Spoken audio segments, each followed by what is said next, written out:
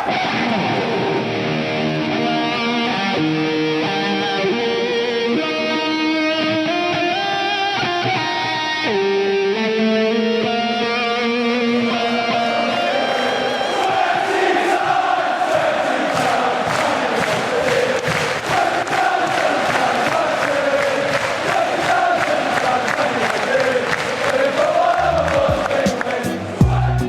club's about winning trophies. I'm inexperienced in a lot of those things. 3-0. Can you believe it? Almost lost the cup and you win it. The new European champions, the treble, the dream come true for you. Oh, I can't believe it. I can't believe it. Football, bloody hell. But they never give in. And that's the winner. Welcome to the American Red Devils podcast. I'm John. I'm Alex. And we are bringing you the best Manchester United news from this side of the pond. Woo, sir. How you doing? How you doing? The boys are back in action this weekend. Premier League is back on TV, and United at Old Trafford playing Brighton and Hove Albion. How many words did I squeeze into that, sir? But it's a big match playing a relegation, maybe bound team, but they're certainly in a scrap, and they're going to be coming looking for blood. How you feeling? Sir, I can't wait for Manchester United to be back. You know, I feel like I've already forgotten all the nil-nils, all the tough losses, sir. I don't even know. I just love Manchester United football. Can't wait to watch it, sir. We're going to win every game. For the rest of the season, we'll win every game. Lift that trophy. Let's go. Let's go. Which trophy? Europa League Majesty? Or we're talking about Premier League action? Sir, we're not mathematically out of it. Everything's on the table. Let's go. Big, strong finish. United's coming back. Dan James going to be scoring goals like he did for Wales. You love to see it. I mean, I'm just absolutely buzzing as a United fan. Glad to be back on the pod. We had a weekend with no Manchester United, no podcaster. I had so much time. I was like reading a book. Anything good? A few different books, sir. It's nothing too interesting, really. I'll tell you what, the wife liked it too much. She kept commenting about it. I was like, wow, no game. This is great. I said, honey, don't get used to it. We got a big push in April and May. We got hopefully close that gap on City a little bit, put some pressure on them. Maybe they'll drop some points. But either way, we got to finish the best of the rest. It's important in terms of seeing the progress being made under Ole Gunnar Solskjaer. And we got to take home, the poor man's Champions League, sir. That Europa League. Get ready. Thursday night. No, that's going to be big as well. And just generally setting the tone similar to last year. We came back from, obviously COVID break. We hit the ground running. This international break, as fans, this Brighton game is so important because you got to hit the ground running. And what does that mean? Scoring early, getting good players off, resting players. Like, we can't be rolling that 11 like we were doing earlier before break. Everyone was haggard. Everyone was tired. I don't know how players are going to be. Some players, it's going to be tough because they've been featuring internationally. But you just hope we have that extra spring in our step. We have our sights on finishing second, finish strong, a strong second. That's what United need. That's what United fans need. And then build on in the summer with our terrible ownership. So I don't know if we're going to be spending in the summer, but it's about building any way you can. Academy players getting promoted. Maybe we're doing deals, swap deals. Last chance to get any kind of value out of Paul Pogba before he rides into the sunset on a free transfer like he's trying to do. So it's a big, big couple months for United. We have to finish strong, set the tone for the league. And like you said, we have a tendency to come out of international break pretty good. So we need that to happen. We need to, like you said, hit the ground running, keep the momentum going to Granada. Do we play them in the Europa League, which is so important now because it's all about getting some silverware this season, even if it's not the one we really want. Totally, yeah. And it's like it could go either way. You could get bounced by Granada. You could have a nervy run-in for top four. I'm just trying to avoid heart attack City, sir. I've already upped my blood pressure meds twice based on the nervy football we've been playing as of late. But I need those December, early January vibes where we're winning easy and just kind of rotating the squad. Things were good. We need Cavani to come back scoring goals as well. That one would be huge. He looks healthy in training. You love to see it. And we're linked to another aging striker. Maybe Sergio Aguero is going to come to Manchester United. So what do you make? He's not good enough for Shitty. He's good enough for the Glazers. What is that about? Sounds like a Ed Woody special, free transfer. big wages, aging striker, mixed bag in terms of injury record in the last couple of years. It's like, it's basically Cavani, but he's Argentinian instead of Uruguayan. So it sounds about right, especially with it looking more and more likely that Cavani could be moving on this summer. Those talks are just stalling out. But like you said, it's a good point. Stalling, sir. Nothing's happened. He doesn't want to stay. He wants to leave. No, but this is like intro to the pod. We're going on a tangent.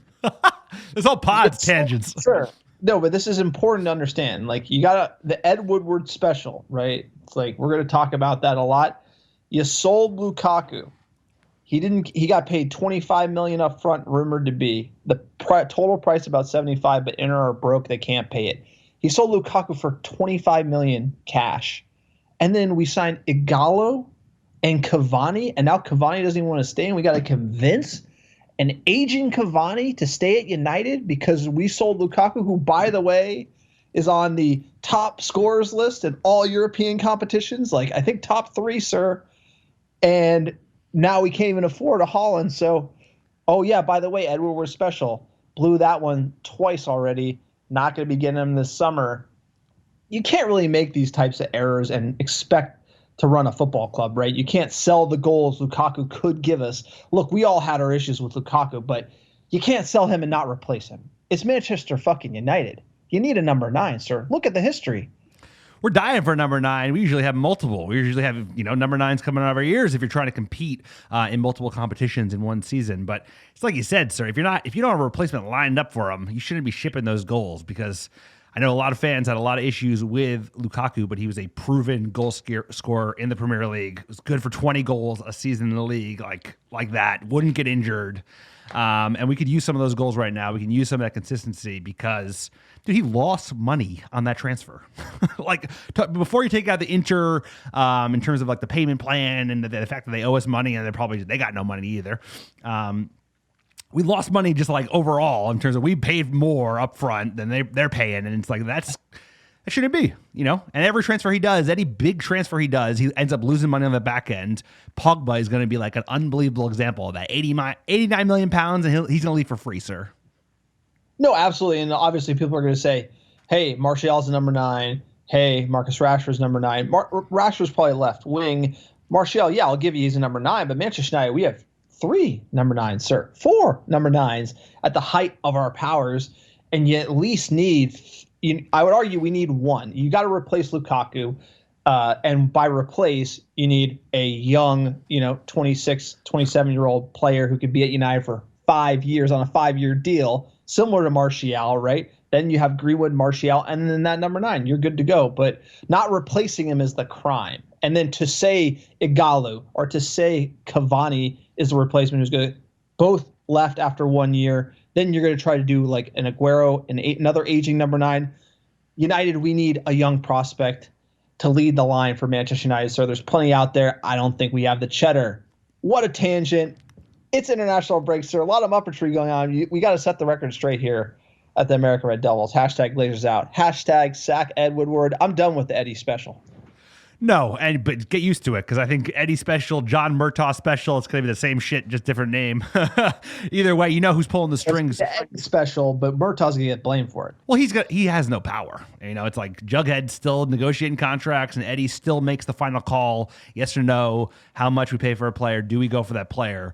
So I don't expect much to change. I would just say is that, hold on, because I think it's going to be a long, long summer. We're going to see rivals that we hate with a vengeance, spending a lot more money than we are, advancing, pushing their club to the next level. And we're just like, hey, Aguero, you want to come join our side of our Manchester? Which I'm about those kind of deals. But like you said, we need to buy a prospect or a proven goal scorer, and we're not going to get either. We're not signing Kane. We're not signing Haaland. We're not signing Martinez from Inter. So it's going to be rock bottom stuff. And not to say Aguero's rock bottom, but we're going to offer him fat wages, and maybe he'll come. Yeah, we might get the player, but we get him a few years late. You go to Harry Maguire. We needed the center back. We waited 2 years. That probably cost Mourinho moving out the door. Obviously, I don't rate Mourinho really, especially looking at Tottenham. But you know what I'm saying? Like, not having the sense of urgency to strengthen and replace, right? And that's where Eddie, you look at Ole, is he going to trust Eddie to deal another player like the caliber of Lukaku? Pogba might move, like you mentioned.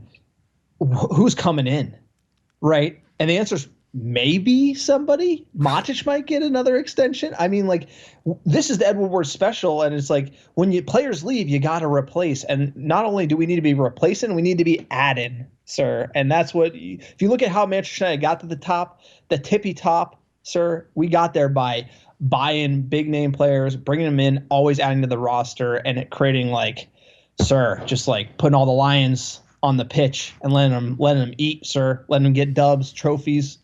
And right now we're seeing like Lingard might be gone, Pogba might be gone, and who's going to come replace him?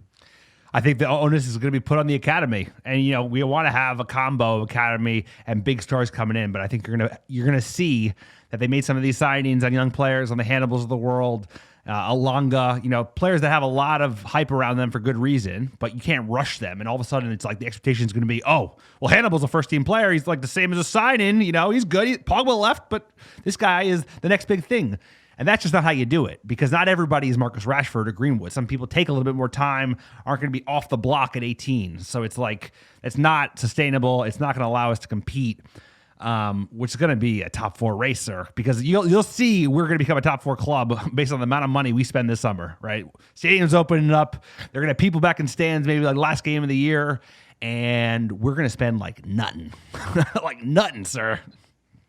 Look, that is why this run into matches is so critical for Manchester United and Manchester United fans, because the summer, it's going to be one of those summers, and sir, we'll be doing the pod all summer. It's going to be really interesting, and that's why there's so much to talk about, incomings, outgoings. We'll keep you posted here at American Red Devils, sir. Before we get into the meat of the pod, the Brighton preview, we got a quick PSA for the podcast. If you like the American Red Devils, we are for fans, by fans. Part of that ethos is we do not have any private sponsors. It's just me and Alex giving you the biased fan take from the couch. And if you'd like to support us, one of the best ways to do so is Patreon. If you're interested in joining and supporting us on Patreon, you can visit our page, www.patreon.com/AmericanRedDevils. We have multiple tiers you can choose from to support us, anything from $1 a month to $20 a month. We're giving away pins, stickers, scarves, etc. We also post an exclusive Patreon podcast that drops every single month, so you get extra content. Big shout out to Michael Herzberger. He just became a Trafford End Patreon supporter. Really appreciate the support, Michael. It goes a long way to supporting independent fan content. All the Patreon support is reinvested into the podcast and our blog, our website, etc.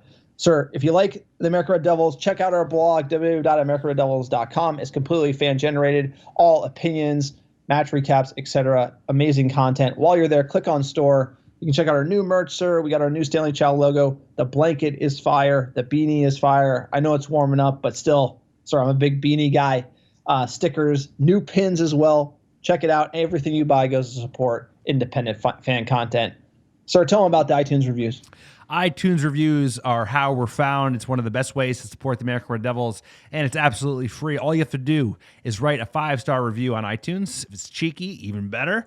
Send a screenshot to americanreddevils@gmail.com with your mailing address, and we will get you some free Stanley Chow design stickers out the door ASAP. Rocky, just got to re-up on the stickers, sir, because we've been sending so many out. So many great fans have been giving amazing reviews on iTunes, and we really appreciate it. It goes a long way. And it's absolutely free. You don't have to spend a single dollar in order to support the American Red Devils. So you got one for me? I got one titled Top Class Lads. Quote, I never miss the pod. The Sir's hot takes on the club is always banging after every match. No matter what the outcome of the match, the pod never sleeps. It's helped me get through the crazy COVID world we live in today. That's absolutely, sir. We all need it. Go support them on Patreon like I finally did last month. Just remember, it's green and gold till the club is sold. Hashtag Sack Woodward. Hashtag Blazers out. Hashtag Kicking the Blue. That is from MUFC for life. What a review. What a review. Totally agree with that. And best fans in the world. American Red Devils fans, we appreciate you. Appreciate you listening in week out, buying the merch. joining Patreon, it goes a huge, long way. And you know what? That's a very appropriate review to bring up right now, sir, because green and gold, the club is sold. We have a Glazer out sale that never ends, and it never will until those greedy bastards leave this club, because it's going to be a long, long, long summer with rivals spending lots of cash. Sir, look at, if you just want to look at the Chelsea scum, look, spending cash is not everything.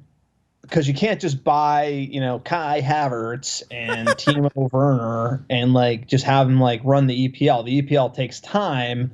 So that's why, adding, quality players, I think, is really important. Now, where the Glazer criticism comes from is when they are just not willing to pony up the cash, right? When they're willing to take out $100 million through a stock offering, they're willing to take the $25 million from the dividend, interest payments. Sir, I could go on all day. But they're not willing to put in. And with a football club, you got to be willing to put in. And that's putting in a Sancho. That's putting in a Haaland. It's giving Ole Gunnar Solskjaer the tools to be successful. People criticizing him when we needed a right winger, sir, and we literally got Ahmad, which is great, but he's the right winger for the future, not today. Manchester United need to be focused on winning silverware today. And Sancho was that man. So it's just one of those things that we got to live with. And we got to hold the ownership account. And I always wear green and gold, sir, to Old Trafford. Whenever I'm back, I'll be wearing green and gold. I purchased my scarf in 2009 outside of Old Trafford. I always wear it. Green and gold, sir. You got to be protesting the Glazers at the moment. You do, because it's not going to get better anytime soon, especially with them around. So go to americanreddevils.com, grab a Glazer out scarf. So it's $9.99. Great deal. One of the best deals in town. And let them know where your alliances really sit. You watch old games, 2010. I was going back through the archive like I normally do on international breaks. And the amount of green and gold that you saw when the club was definitely not investing, right? We're still making Champions League finals, but not investing at all, not replacing Ronaldo. Oberton does not count. And we haven't seen that same thing recently, because this club, I think they got under a little pressure, but they're penny wise and pound foolish, as they say. It's like they spent big money, but they just didn't spend it well. It's like, does Pogba and Lukaku feel like Jose Mourinho signings? Based on what we learned from him, it's like maybe Lukaku, but definitely not Pogba. Sir, I can't get into Jose Mourinho or Paul Pogba's head. If I could, I probably wouldn't be on this pod. I would be director of football, But before we get into transfers, which we'll get into the news, we got a next match. That's right, we're playing again, sir. Absolutely buzzing to be back. Manchester United versus Brighton and Hove Albion at Old Trafford, sir. Sunday, April 4th, 11:30 a.m. Pacific, 2:30 p.m. Eastern. Nice late kickoff. Sorry, I'm liking those early mornings, but they got a lunchtime kickoff for us. Chew up most of Sunday. The Wise will be thrilled.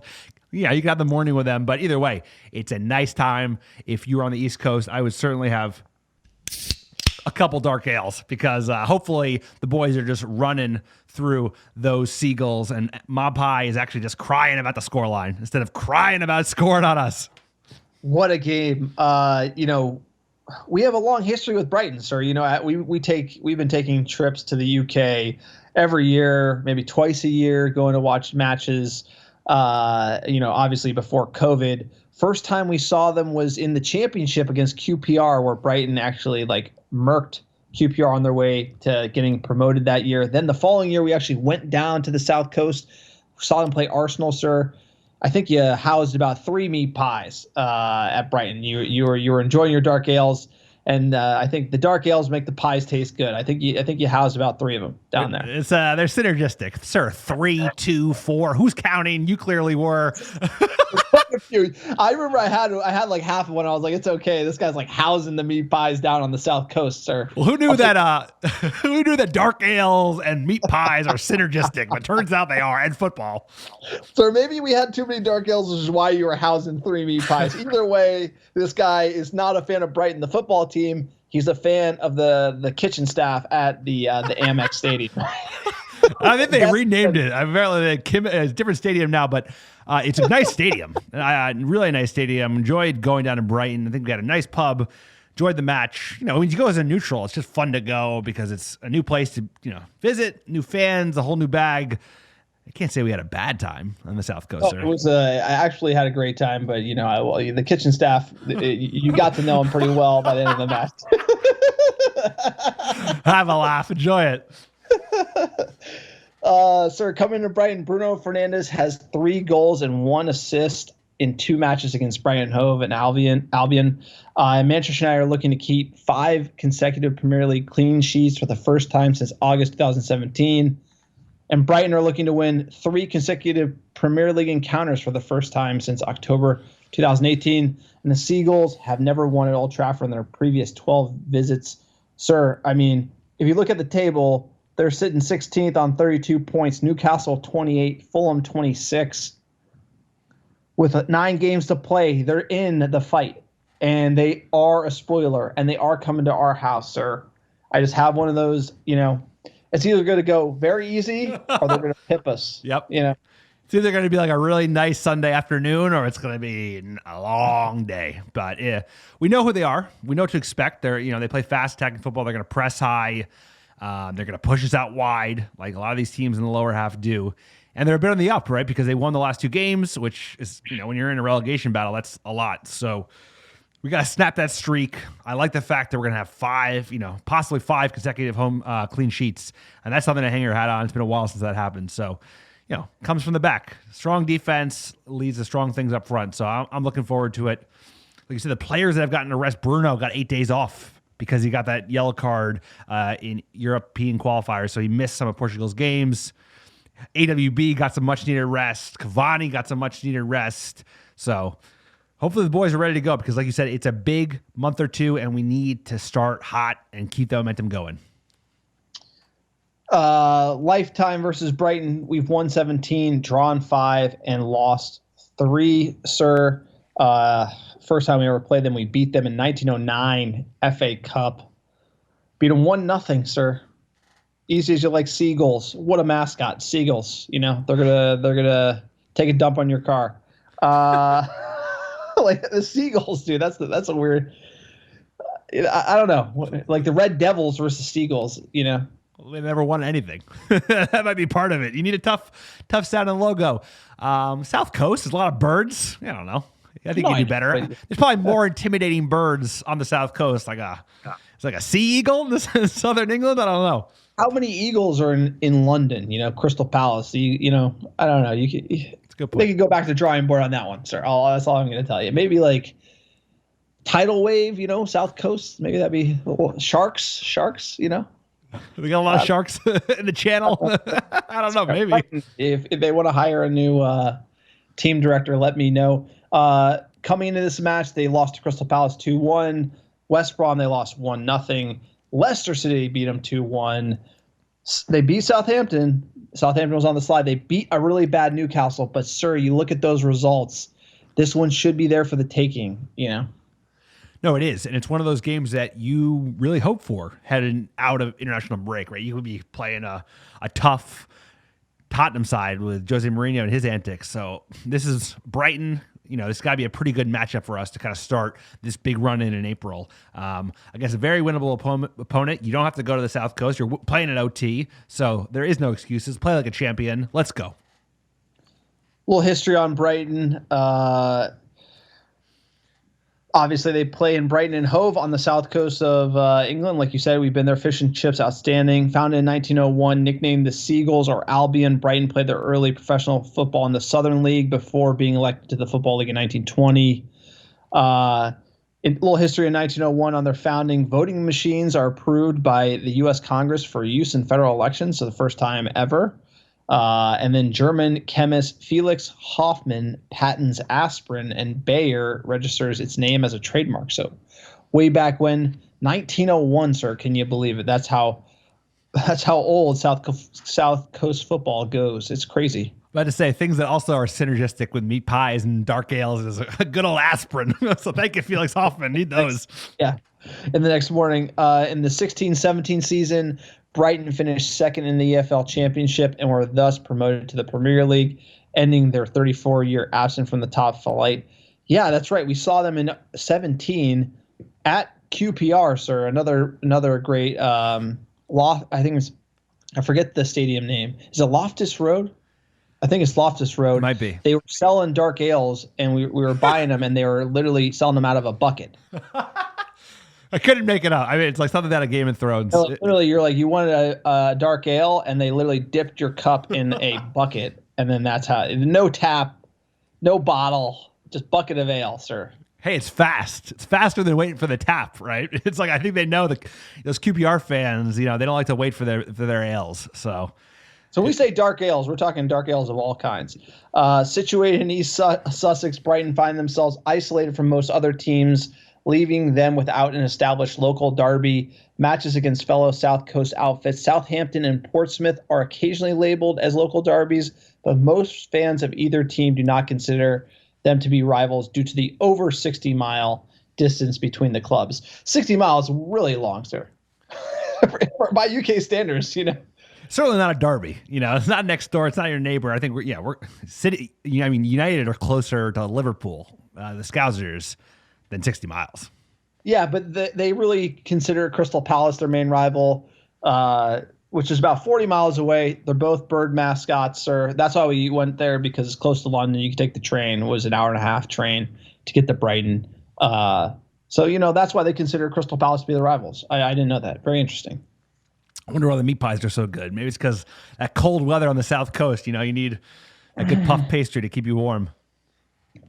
Few players to look out for.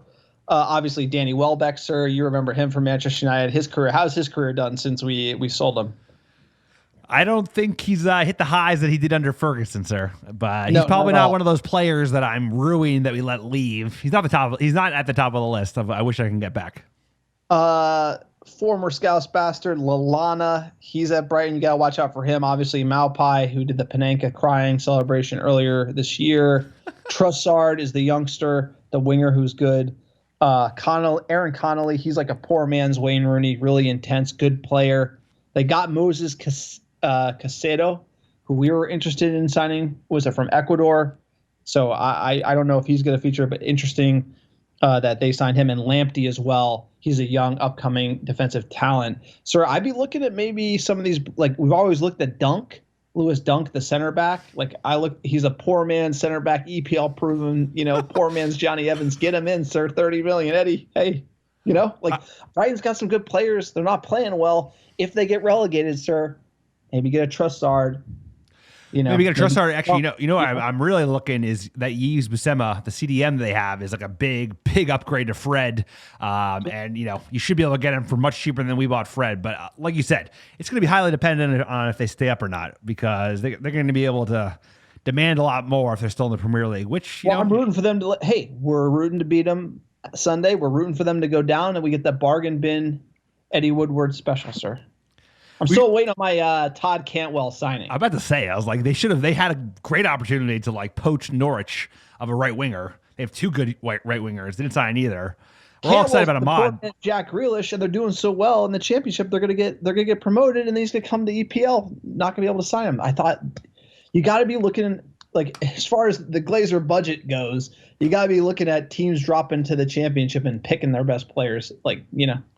No, I totally agree. But the thing is, they wanted the facade of we're in for Sancho, which was all a ruse, bro. They were never paying up for Sancho. So by buying Cantwell in the summer, it basically admits that, we are priced out. We're not going to go that way. And you know what that we miss out on the whole Woody show, which is just him dancing all summer and then us being all disappointed and blaming the manager. That is an excellent point. It's they feed the narrative. They feed the Sancho narrative the whole summer, and it just makes them look bad. It frustrates fans even more. So it's they need to have better intent and communication in the transfer window. Totally. I totally agree. Before we get into the transfer, sir, we can go all day on the Ed Woodward special. Physio room injuries, Juan Mata, he's out for personal issues. Obviously, his mother passed away this week. Thoughts and prayers are with him and his family. Absolutely love Juan Mata, class act. Wish we saw more of him this season. Rashford, ankle injury, didn't play for England. Love to see that. He comes limping into the English training facility. I don't even know why he's there, for moral support, I guess. Didn't feature. Phil Jones, knee injury, cashing those checks. Mason Greenwood, currently being assessed. Not a lot of information here on Mason. And then Martial picked up a knee injury for France, played well, and then all of a sudden doesn't look like it's anything major from Didier Deschamps. He did comment on it, but again, he is probably a maybe for Brighton. Sir, given those injuries, what is your lineup? Ooh, sir, that striker list of players absent is getting a little worrisome, but, hopefully some come back. This is who I have for Brighton on the weekend. Dino and net. Who else? I got a back four of AWB, Lindelof, Maguire, and Shaw. It's going to be the Fred McTominay special. Bruno Fernandes, of course. Dan James on the left. Greenwood on the right. He's going to make it back. And Cavani up front. Let's go, El Matador. Get some goals before you ride into the sunset. Back to South America. Dave says world number one in net. Aaron Wan-Bissaka on the right. No idea how he's not on England right now. Lindelof, Maguire, Shaw, Pogba, McTominay, midfield. Bruno at 10. Rashford on the left. He's coming back, sir. He's resting. He's going to be playing. Not Martial, Cavani, and then James on the right, sir.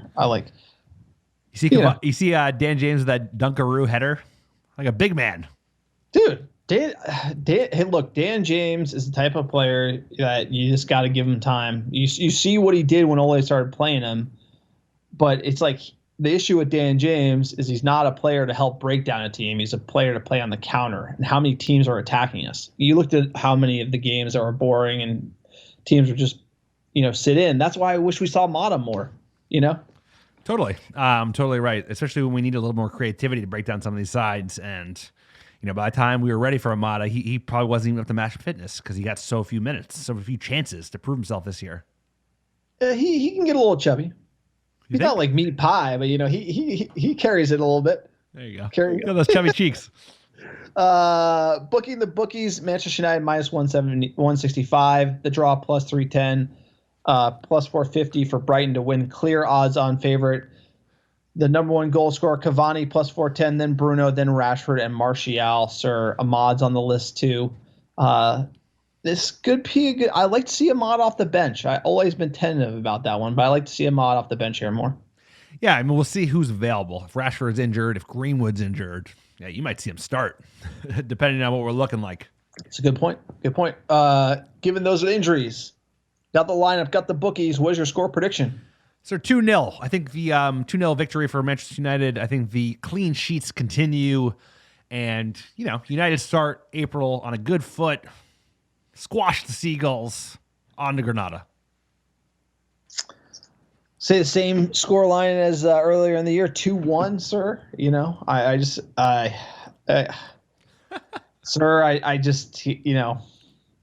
I've seen a lot of tough matches, and Brighton's going to pack it in, and they're going to be stingy, and I think we're going to be watching a lot of that type of football for the rest of the year, unfortunately. So, I'm going to think maybe score, get a goal, come back, 2-1. It's going to be tight, sir. All these matches are just going to be tight. No, they all are. You look at our run in the next 9 games.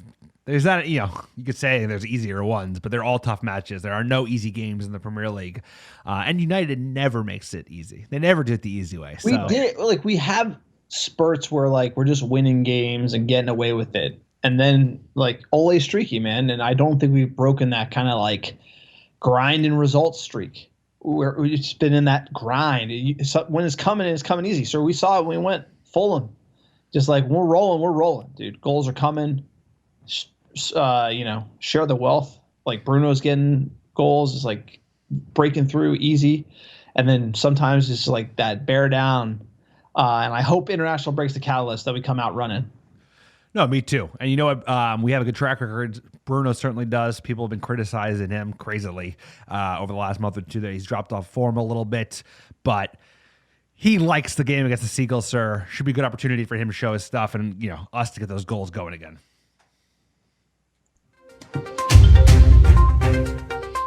United in the news, sir. Getting to a lot of news. International break, a lot of banter, a lot of clickbait, a lot of headlines. Give you a lot of Glazers out in this section. We just mentioned earlier, Juan's mother passed away. Unfortunately, he has taken some time, and Bruno Fernandes tweeted out, friend, very strong hug for you and your family, and we would like to extend the same to Juan Mata. A Manchester United legend, You've seen what he has done at Anfield, and just sending thoughts and prayers his way. And I hope he's integral to Manchester United going forward. For some reason this season he hasn't been involved as much as I'd like to see. If you're not a fan of Juan Mata, I'm not a fan of you. So big shout out to the Spaniard. No, he's the epitome of a class act on the field and off. Yeah, our hearts and prayers go out. That's never easy to lose a parent. I have to agree with you. I think he still has a role to play in this club, especially when we have to break down sides. And him together with Bruno have been so electric when we've seen it in glimpses in the past. So hopefully he is back with the team soon enough, as long as he needs. But we're all rooting for Juan Mata. He's another one that probably leave him for free this summer.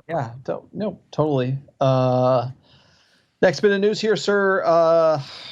You called it. You called it. I tweeted earlier international break, said, we're going to hear from, I call him Jabba the Hutt, aka Mino Raiola. So we're going to hear from, is Pogba and his agent, or Pogba or his agent, going to start chirping about a deal, as is international break tradition? We haven't heard a lot since the big kind of bust up before RB Leipzig. Obviously, United, Pogba on the bench that game. United crash out. A lot of falling out, I'm sure, behind the scenes with Ole and Paul Pogba. Somehow it got smoothed over. And then again, Raiola, hard to the hoop, sir. Quotes here from Raiola. This is to The Athletic. Quote, "When Ferguson criticized me, that was my biggest compliment anybody could give me. Ferguson is used to people coming in and saying, yes, sir, yes, sir, yes, sir.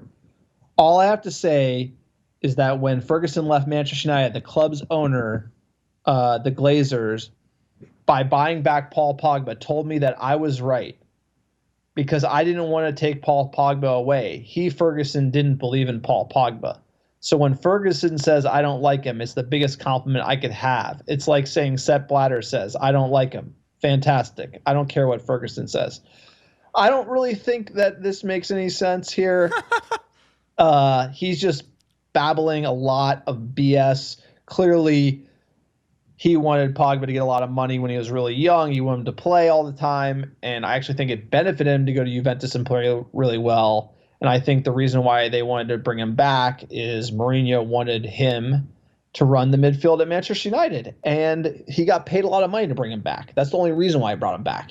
If Real Madrid paid him more money, he would have went to Real Madrid. So the idea he went back to United to prove Sir Alex Ferguson wrong, I'm not buying that. No, I think he's a he's a low class individual, and this is just a cheap shot, because what this reads to me is that, like, his intention with Paul Pogba is that they're going to leave on a free. He's going to negotiate a new deal with a new club next January, as you're allowed to, once you're in the last 6 months of your contract. And the joke's gonna be on us again. That's the whole thing. Sir, we haven't even gotten to the Pogba related news. I know, but he's slamming Fergie. I think the whole thing is like he's going after Fergie and be like, I was right, he was wrong. Sorry, Ferguson chose David Moyes, so he wasn't right about that. But Ferguson wasn't right about everything, but his record. And I would actually say, looking at it from the outside, I think Ferguson was right, because he saw what Raiola was early on, and he called it, and he knew that he was an issue. And I think Raiola speaking out ahead of RB Leipzig, and then Pogba getting benched, I think all those things that football at the time was becoming were going to be negative. And you've seen Paul Pogba at times be very individualistic and not about the team. Some of these things coming to the forefront. The social media, the feuding with the manager, is that when we brought him back, and you look at the Manchester United ethos, you look at what Sir Alex Ferguson did, what would he do to Paul Pogba if he behaved the way that he has done over the last couple of years at Manchester United? He would have gotten rid of him. David Beckham did it, got rid of him. Ruud van Nistelrooy did it, got rid of him. Roy Keane did it, got rid of him. And they did much less. And the reason is, once you cede control to Paul Pogba and Mino Raiola, you kind of lose a little bit of authority in the dressing room, right? Totally. They did much less, and they were much better players. And he was right. You're absolutely right. We can go through the history book. We won't do it because he's a GOAT, and we're going to treat him that way. but he got things wrong. But he was right about this. He was really talking about his agent and how much of a shitbag he was. And guess what? Like, I hate to say it, Pogba's had flashes of brilliance, of course, but at the end of the day, it's like his agent has been a bear to deal with. Since the day he joined, he's been talking shit and like propositioning to leave. So if Fergie was in charge and the Glazers went over his head and brought back Paul Pogba, he would have insisted sell his ass after 2 years, when it just like, you can't have an agent continually chirping up because you know it's going to be good for him and you're like stirring the pot and you're attracting interest from other clubs. And, you know, Fergie wasn't right about everything, but he's right about this. You know, I think if most fans, based on the way this is going to play out over the next year and a half, would say Paul Pogba is going to be a huge flop transfer because we're going to spend $90 million and get zero back. No, that's hard. But the problem is, it's like we're in this. I think we've seen it, and this is getting into a bigger discussion. We've seen it in the NBA. You know, like you can look at other sports.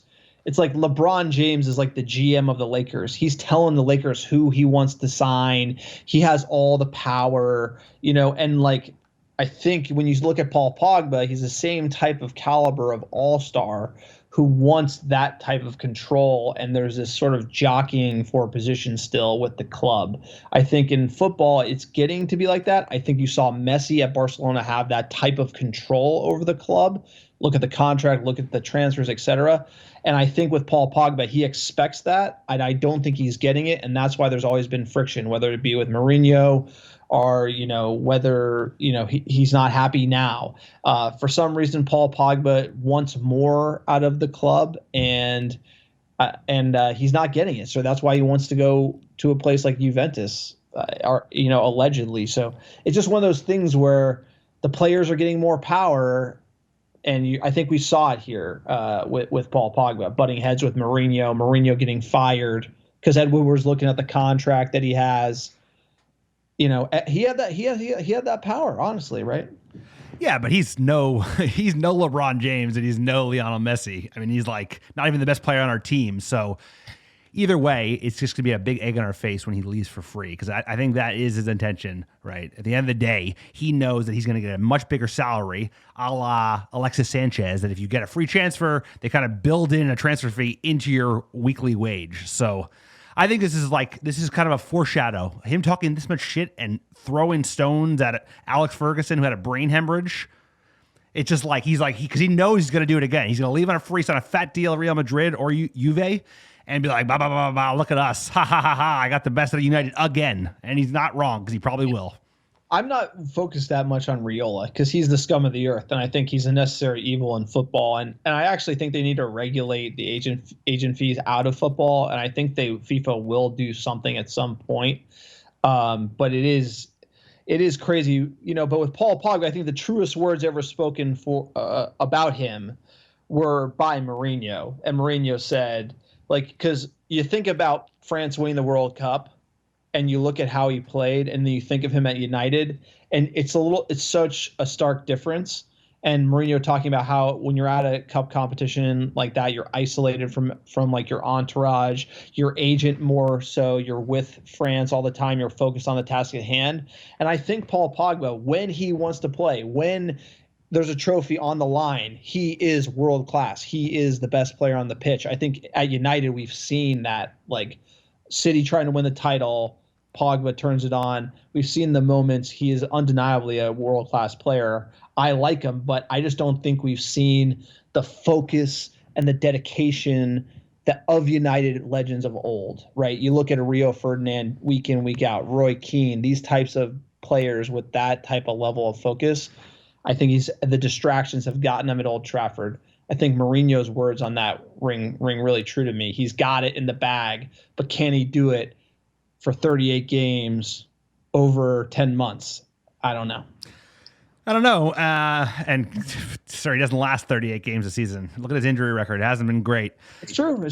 But he's a good player. Of course, he's a great player on his day. Get to the quotes. I'm going to get to the Pogba quotes. Quote, Pogba has fantastic appeal worldwide. I heard from Manchester United that he's appreciated, also from Solskjaer's side.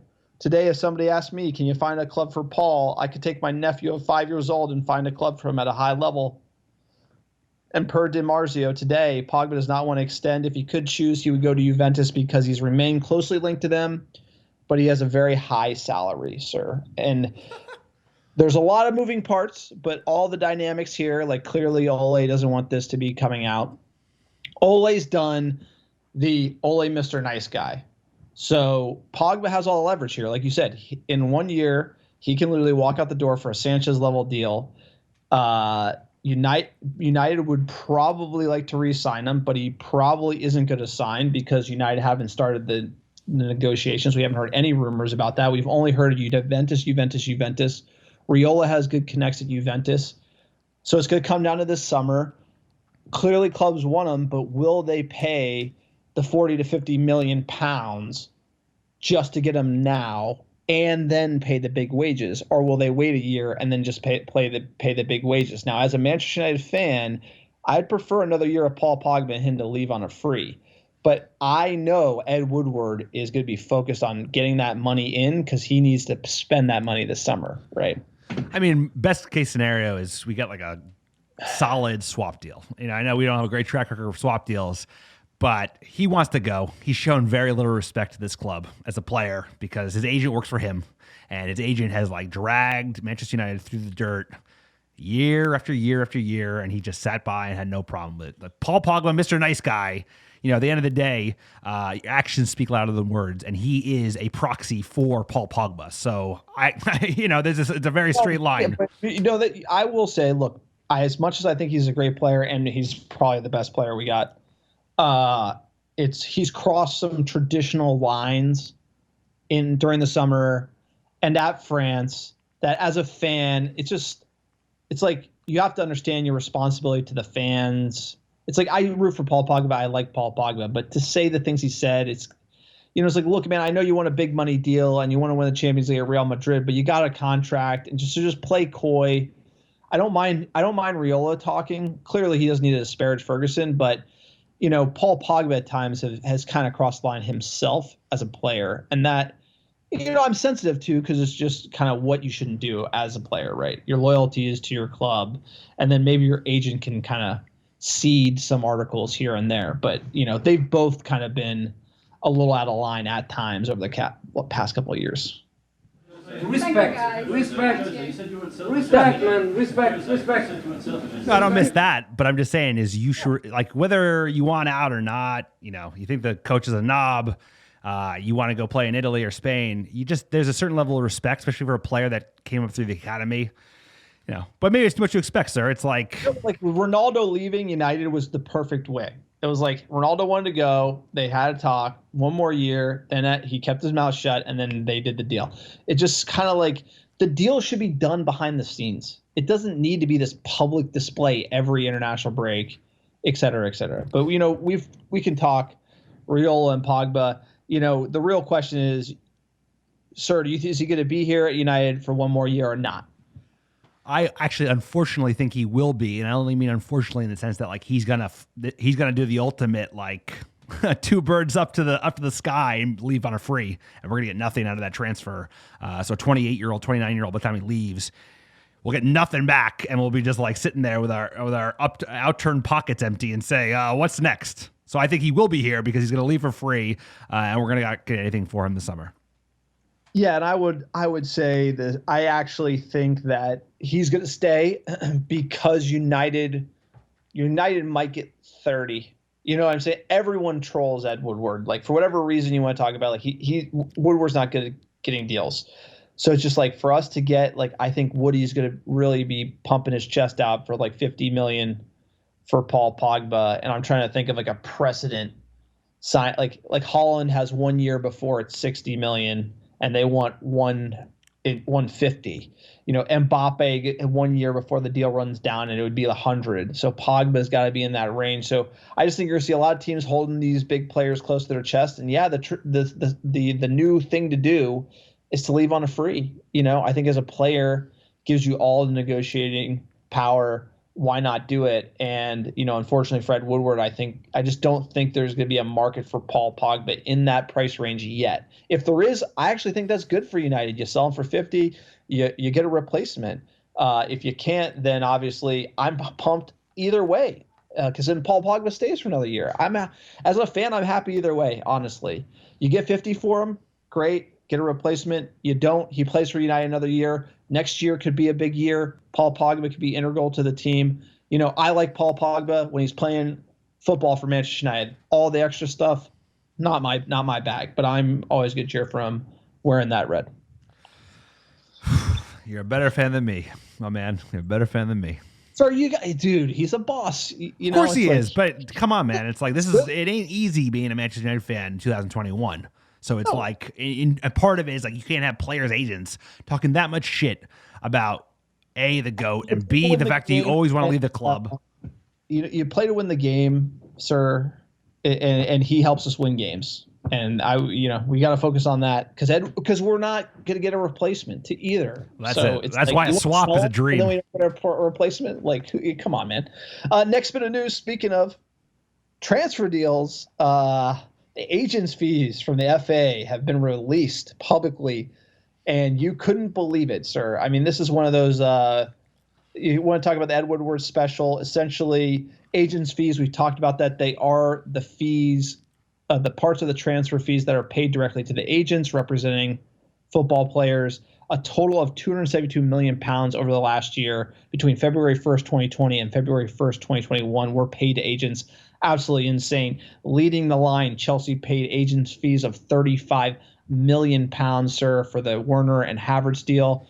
Those are big fees. Number 2 on the list was Man City, $30.1 million. And then, sir, Ed Woodward told everybody in January of 2020 that we did not sign Erling Haaland because he did not want to pay the agent's fees. The excuse for not doing the Haaland deal for 35 was because 18. He didn't want to pay agent's fees. Manchester United paid £29.8 million in agent's fees. So every excuse Ed Woodward gives, not only is he such an idiot, that it can be disproven literally after the data comes live. That's why I don't believe the team viewer deal until I see the financials. I want it in black and white. I don't believe the agent's fee excuse because we paid $29.8 million in agent's fees since he said Manchester United are not paying agent's fees. Edward was completely full of shit. We didn't sign Haaland. Something is. I bet you had to do with Paul Pogba. Something with Riola and trying to do something with them, but. There was another reason why we didn't sign Erling Haaland, and the money, the price wasn't the issue. The agent's fees wasn't the issue. Ed Woodward, you're lying. Another Ed Woodward special proven right here in black and white. Absolute liar. But here's the thing. It's a good point, sir. But also it's like Chelsea spent a shit ton of money, right? They spent $200 million in the summer. So 35 versus 200 makes more sense. City, we knew we were spending. We didn't spend anything. I don't know. Maybe this includes the Bruno fee, right? Cavani. I think you're paying big money. You're not paying the $50 million to sign Cavani. You're paying the $8 million to the agent to sign Cavani, right? You get what I'm saying? Like there's these tricks. So like these signings are cheaper from upfront perspective, but the agent's fees are in there, and that's where the Bruno deal, Cavani deal, Van de Beek deal. But like we're paying agents fees for these players, and then Haaland's available. Why didn't we do the Haaland deal? And then if Edward's lying to everybody, then who's going to believe a word he says? Not me. The Wall Street might believe him, but he's got, sir, he's full of malarkey. Everything he says is basically a lie to save face for arguably the worst owners in football. So it is what it is. They are our owners, and it looks like he's been caught red-handed again, sir. He's like, we're spending no money, $29 million. That'll buy you a pretty good player. That'll pay for Wayne Rooney. No, I know. It's just like, give me a break that Manchester United is making a principled stance against agent fees. First of all, when he said it, it was like Holland to United, Ole and Holland. The connect is real. Like we were in for him 100%. Then all of a sudden, like we are just basically like we're out. And the reason is because we're taking a principled stance against agents' fees. That's like how it went down last transfer window. Then we end up getting Bruno. So the idea, like, you have to also look at that. Like, didn't get Haaland, we got Bruno. If we get Haaland, we don't get Bruno. So, it's not terrible, but we could have had Haaland even before that deal. And apparently our new director of football, John Murtaugh, blew it. Sir, tell us more about that. Sir, yeah, maybe, you were talking about Woodward creating scapegoats. And we already figure that John Murtaugh is the new scapegoat, right? We're not going to sign anybody. The same people are in charge of transfers. But look like it. Give Me Sport broke the news that John Murtaugh was the one that led to United missing out on Erling Haaland in 2018 for the lofty fee of just £3 million. And this is a fun one. So basically, he set up the call with Molda. Deal's supposed to be on rails. We're figuring out last details. And he thought the call was 9 a.m., but it was an hour ahead because it was in Norway and they had different time zones. So a swing and a miss, sir. That sounds like, maybe you blame it on John Murtaugh. That's what the news is doing. Yeah. But it feels like a Woodward special. Like all the bad deals and bad business and poor decisions that have been made. This feels about right. Missing a time zone. Like, oh, man, different time zones. Who knew? And this comes from the Everton scout. So, we did mention this earlier, but like the source came out, Brian King, with the inside information.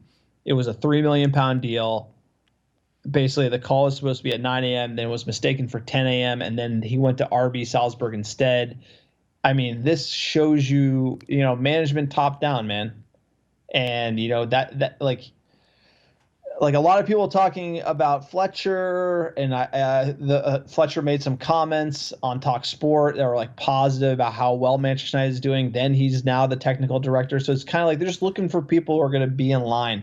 I don't mind that from Ole, Mr. Nice Guy. He's got to keep it all together, but I don't want yes men to be the director of football and the technical director of Manchester United. I want people that are going to challenge Ed Woodward, challenge the Glazers, and demand success, right? Because just like getting a title at Manchester United and then working for these like terrible owners, it's not going to help the club, sir. So, hashtag Glazers out, sir. We had that Glazers out sale. Quick international break. Watch here. Harry just scored a winner against Poland. England won 2-1. Harry, big ups for him. It was not with his head, sir. Great hit. James scored a header in the Wales win, like you mentioned. They beat the Czech Republic 1-0. Luke Shaw assisted England's win over Albania, assisted Harry Kane, I believe. Luke Shaw looked absolutely great. I mean, talk about it, Ole getting the best out of a player back in England, doing great.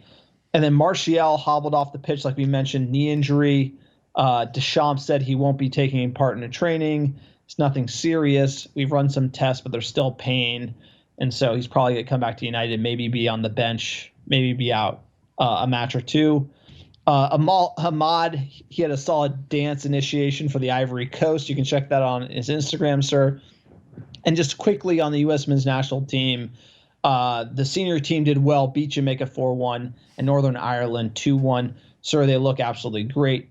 Pulisic, Gio Reyna, I mean, a lot of good players. The U.S. looking younger, faster, quicker in the attack. I'm starting to see the defense is going to be the issue. We used to be like really solid at the back, and then the attack was the issue. Now it looks like we overload on attacking players, not enough defenders. It'll be interesting to see how we show up some big tournaments in the summer, like I mentioned, and then obviously World Cup qualifying beginning in the fall. We'll be doing some special U.S. men's national team takeover pods in the summer and the fall when they start World Cup qualifying. But senior team looking great, but unfortunately the U23s we talked about at Olympic qualifying, Honduras beat us 2-1.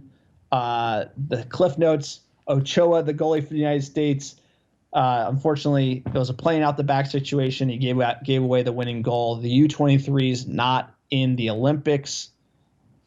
But sir, the senior team looks good. Most of the senior team was U23, and they're obviously not featuring in this tournament. So does it really count? It's obviously you like it, but does it matter? There's definitely a bond and a commonality between the people running USA Soccer and the people running this great club.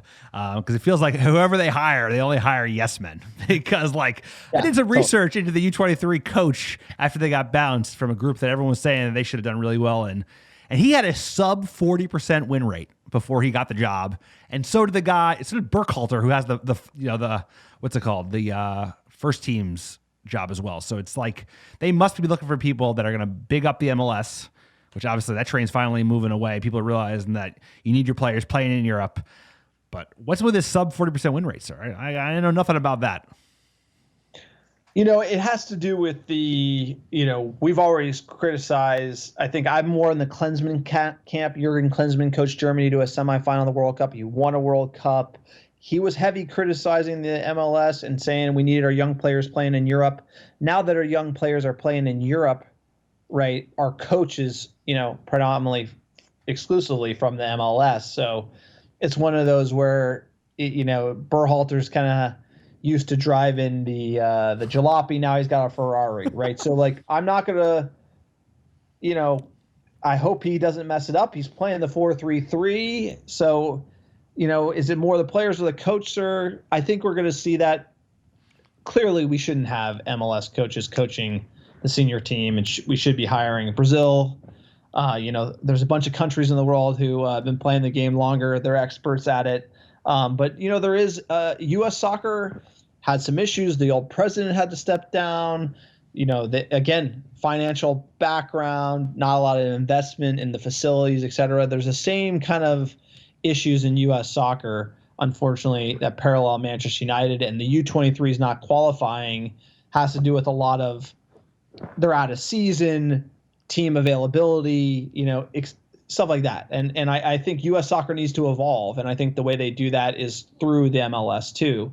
They get rid of this whole time they play the season, they line up with Europe, they start playing through the winter, then they have promotion relegation. They change the game to be a little more internationally compatible, and then that would probably breed better competition. I think there's things that American soccer needs to do. Either way, this young group of players that beat Jamaica and Northern Ireland look great, and when the World Cup comes to the United States and Canada and Mexico in 2026, I think we are going to be serious contenders. We have to be semifinal at a minimum. First semifinal. First ever World Cup semifinal. I'm calling it here on the pod, sir. We'll be doing the pod in 2026. You know it. The pod never sleeps. Better need a new manager, sir. There's something about both institutions, USA Soccer and Manchester United, being run by former investment bankers. It's like, what does that tell you? Yeah, it is. It's really strange. I don't know why, but it's like you look at the German soccer. I looked at the annual reports at U.S. soccer. U.S. soccer is run to make money. Germany is run to invest money, dude. The $100 million German football training facility. U.S. soccer leases a facility, bro. It's like you should see the fields they train at. Like even when they do the training camps, it's like a joke, dude. It's like the fact that we don't have a multi-$100 million complex where any player could come to for treatment or therapy, youth development, etc. They just disbanded this youth league that was a feeder to a lot of different teams. I mean, the soccer, I like to call it football, but it's got a long way to go in the U.S. and it's systemic and it's structural and it needs to change. And I think hopefully changing things from the top might breed more success. And this young group of players getting exposure in Europe and then going on and winning international competitions will get the game taken more seriously in the United States. And I think we'll see more players doing the same thing, sir. And there's got to be a number of decent coaches in the MLS, right? Someone's got to be winning games, but both this guy and Burkhalter had some 40%. Yeah, Bruce Arena was really good in MLS, and he lost Trinidad and Tobago, and we didn't qualify for the World Cup, one of the darkest days in the history of U.S. soccer, sir. I mean, we didn't go to the World Cup. It's still I have nightmares. I still have nightmares about that. It's just one of the it's crazy. It's absolutely, and that's why the Olympics are one of those things where it's like it's a nice to have, it's not a need to have. The World Cup is what we need to do. It's all about qualifying, and whoever wins the Olympics doesn't correlate to winning the World Cup. It's like Mexico won Mexico won the gold medal in the Olympics, right? No, and it's also you're only calling the semi because we're guaranteed qualification because we're the home country. So you're a little cheeky. It's like guaranteed. Hardest bit for United States is qualifying against perennial powerhouses Jamaica and Panama. I know how it goes. Did you hear Arsene Wenger? He's like the new FIFA, czar of football. Thinking of everything, and he said the World Cup should be every 2 years. And that's the best news I've ever fucking heard in my goddamn life, sir. So what, you get rid of the Euro? What? Would you get rid of the Euros? Yeah, totally. Yeah, you wouldn't have that. You don't need that at all. The World Cup every 2 years, sir? I told my wife, I was like, the one thing we agreed on is that before we got married, there's literally an agreement, sir, that said I have to go to every World Cup and I get a week to go to every World Cup. So if they increase the cadence every 2 years, then I get to go every 2 years. It would it dilute it a little bit because there'll be more winners. I mean, obviously we're gonna have the same countries you would imagine winning World Cups, but the fact that it'd be every 2 years versus every 4 years, there would just be more. I mean, it'd be good, more better. Dude, 4 years is like it's like a lifetime. Dude, it's. Don't you remember like when we went to the World Cup in Brazil and we're playing Ghana, and it's just we're before the match, like all the fans hanging out. It's like the best thing of all time. Like the World Cup is literally like it's mixing countries and cultures that would never be mixed before, and everyone is in the best mood of all time. It's like it makes no sense. Like everyone has something about the World Cup brings out the best in humanity, and it's just the most fun thing ever. And if you're thinking about going to one, might skip Qatar, but the one in the United States is going to be amazing. And if it happened more often, sir, I'd be all for it. Right? Imagine like they do a World Cup in England, because then you could do more locations, right? Yeah, I mean, just don't do it in Qatar. That's a bad idea, but hey, it is what it is. We're clearly going, and it's going to be in the winter. So looking forward to it. Hopefully the U.S. are going to be kicking ass there. What do you make of the Norway wore those shirts?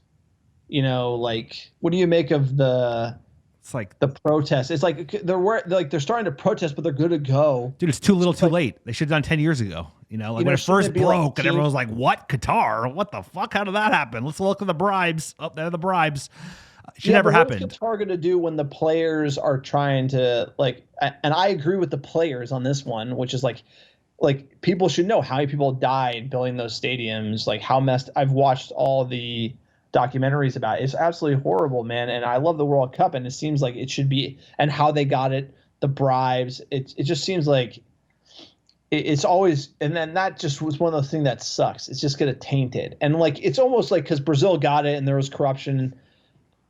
You know what I'm saying? Like that was a little tainted, but like not to the point that Qatar is. It's really bad, you know. And I have mixed feelings about it, and I hope the players keep the message going all the way to Qatar. No, because it should never have happened. It should never happen, right? They should never be doing a World Cup in Qatar. But you can't unbuild those stadiums, and you can't take those unfortunate souls that have been lost building stadiums in 150-degree heat with no water. It's like, what are you going to do at this point? Like I said, it's too little, too late. But it is taking something out. I mean, Russia got in it the way they got it, and then now Qatar the way they got it. Qatar is even more egregious, right? Like a country the size of Connecticut with 1 million people has no football history at all. It doesn't sit well. And you know what? People are going to go. We'd like to go if we can swing it. But it's not going to feel like Brazil, bro. There's no way. Because Brazil was special. It's a footballing country. They were so excited to host, and everybody was excited to be there. We're going to go there. We're going to go to Qatar, not stop sweating the whole time. And it's going to be winter. It's like 110 degrees in winter. That sounds awesome. Yeah, it sounds terrible. All right, that is the podcast, sir. Look, international break, bring in the banter. Can't wait to have United back.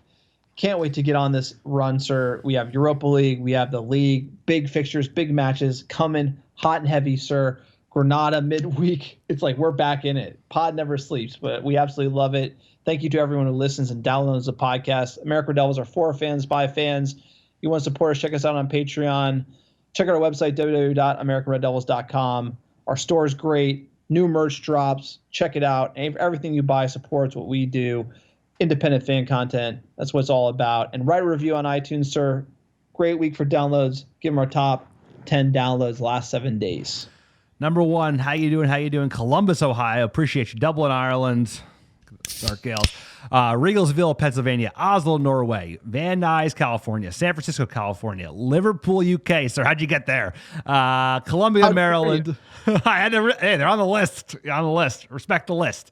Number 9, Telford, UK.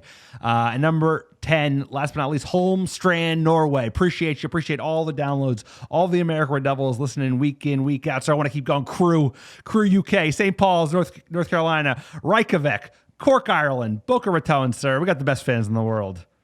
Sir, I'll tell you what, I love this club. 2 weeks with no Manchester United. I'm having withdrawals. Like, you know, all the drama, the Riolas, the Glazers, whatever, doesn't matter, sir. Every game, United till I die. every shit owner, United till I die. I absolutely love this club, and just so much to talk about. I just a lot of hot banter. You know me, I could go for 2 more hours, sir. Sorry, keep them going. I got to change the battery on the recorder if we're going to keep going for another 2 hours, sir. But there is before we close, it's like there is a history of this club of having shitty owners. We just have to acknowledge that they're shitty owners. And it's like They've been throwing up a lot of angel dust and pretending like they're doing the right things. Oh, we got a DOF, we got a technical director. But you got to ask the right questions, because when the clubs around us make significant financial investment this year to go to the next level, and we're just like scrapping the bottoms and going for a loan deal or Guerrero on a fat wage, there's a reason. And it's because this family lives in, unfortunately, Florida. Nothing wrong with Florida, but the Glazers they're sucking the life out of this great club, and nothing's going to change until they get out of here. So you got to remind them, you got to get a green and gold scarf when we're lucky enough to go back to Old Trafford, which we're all hoping to do very soon. You got to wear that green and gold, because green and gold to the club is sold, and we can't say it enough. We're going to be saying it all summer, sir. All summer. Let's go, sir. As always, Kicking a blue. The